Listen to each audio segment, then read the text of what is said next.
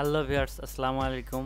আজকে আপনাদের মাঝে নিয়ে চলে আসলাম drill machine, grinding machine, breaker মেশিনের একটি কমন সমস্যার সমাধান। কেবলে লুজ কানেকশন।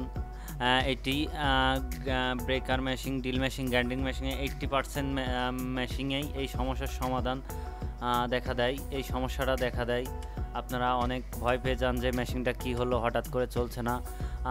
তাই আজকে দেখাবো কিভাবে আপনারা এই কমন সমস্যার সমাধান নিজেরাই করে নিতে পারবেন।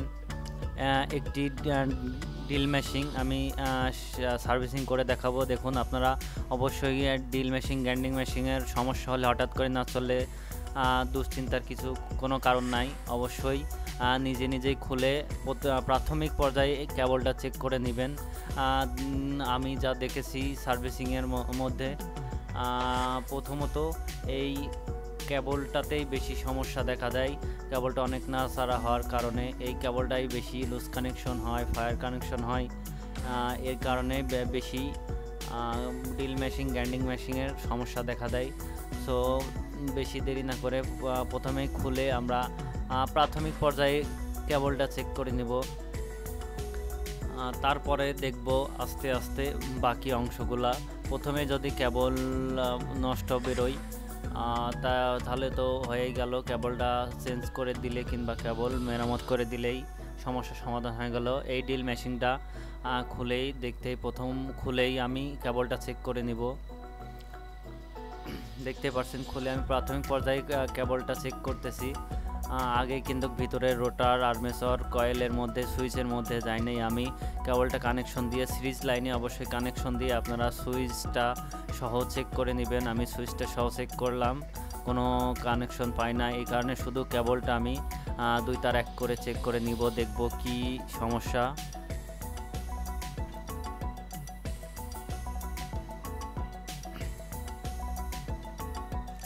2 তার একসাথে করে এখন সিরিজের লাইন দিয়ে দেখি। দেখুন, কেবলটা একটু নাড়াচাড়া দিয়ে দেখবেন কোথাও লুজ কানেকশন আছে। সম্ভবত 100% কেবলের এই গোড়াতেই সমস্যা হয়, কারণ ড্রিল মেশিনটা অতিরিক্ত নাড়াচাড়ার কারণে এখানেই বেশি সমস্যা হয়। আর 20% হইতে পারে প্লাগের গোড়ে এরকম নাড়াচাড়া আর বেশি হয়। আর 2টা জায়গায় আপনারা একটু বেশি করে লক্ষ্য রাখবেন, এই ড্রিলের এই গোড়ায় আর দ্বিতীয়ত প্লাগের গোড়ায়। এই 2টা জায়গায় কেবলের সমস্যা বেশি হয়। এটা সমস্যা দেখতেই পাচ্ছেন। দেখুন, একদম সরাসরি দেখতে পাচ্ছেন এখানে লুজ কানেকশনের কারণে এই ড্রিল মেশিনটা চলছে না। দেখুন, এখানে একটু নাড়া দিতেই আগুন ধরে গেল। সিরিজে দিয়ে আমি 200 ওয়াট সিরিজের বাতি দিয়ে চেক করে নিলাম। দেখুন, এখন একেবারে সমস্যার সমাধান নিজে চোখে দেখলেন। এখানেই লুজ কানেকশন দেখাচ্ছে এই ড্রিল মেশিনটার। এখানে 2টা তার কেটে দেখুন, রেড তারটাই ফল্ট ছিল বিদায় এখানে আগুন ধরে গেল। এখন আমি এখান থেকে সংযোগটা বিচ্ছিন্ন করে ভালোভাবে সংযোগ দিয়ে দেব, তাই আমাদের ড্রিল মেশিনটা ওকে। আপনারা অন্য কোনো মেশিন সার্ভিসিং দেখতে চাইলে, অন্য কোনো সার্ভিসিং, অন্য কোনো বিষয়ে প্রশ্ন থাকলে অবশ্যই কমেন্ট বক্সে জানাবেন, উত্তর দেওয়ার চেষ্টা করব। এখন দেখুন, আমি 2 তার একসাথে করে প্লাগটা চেক করে নিব, আবার অন্য কোথাও আবার কোনো সমস্যা আছে কিনা। তারপরে ড্রিল মেশিনটাতে লাইনটা লাগিয়ে দিলেই আমাদের সংযোগ একেবারে ওকে। দেখাই যাচ্ছে যে প্লাগটাতে সমস্যা ছিল। দেখুন, এখন একদম 100-100 কাজ করছে, আর কোনো সমস্যা নাই। আমি আবার 2 তার 1 করে আবার তারটা চেক করে নিলাম, প্লাগের গোড়ায় চেক করে নিলাম যে প্লাগের গোড়ায় কোনো সমস্যা আছে নাকি, কোথাও সমস্যা নেই। তো প্লাগটা এখন লাগিয়ে দিব কেবলটা, তাই আমাদের মেশিনটা ওকে। সিম্পল, দেখুন, সিম্পল একটা বিষয়ের কারণে মেশিনটা নষ্ট হয়ে পড়েছিল।